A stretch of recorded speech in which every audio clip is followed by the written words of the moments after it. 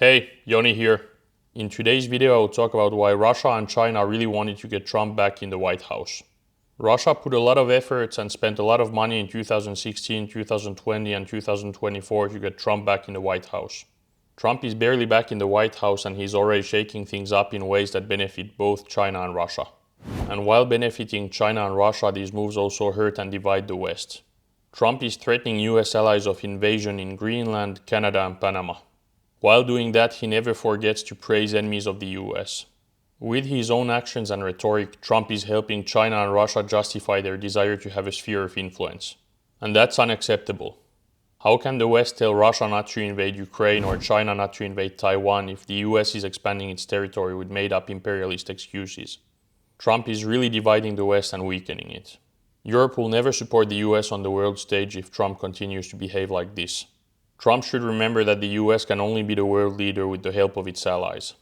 And both China and Russia know that. Trump is not only dividing the West and weakening the US.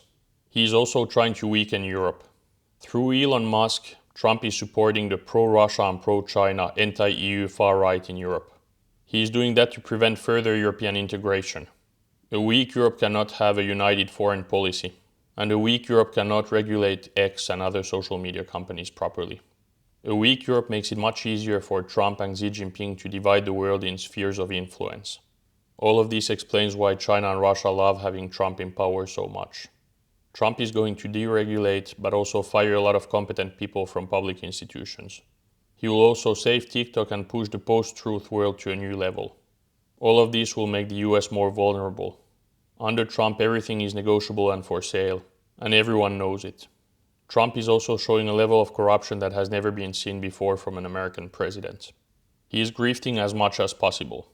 He is selling Bibles, shoes and even launched his own crypto, which shows that he is ready to use his official position to make money.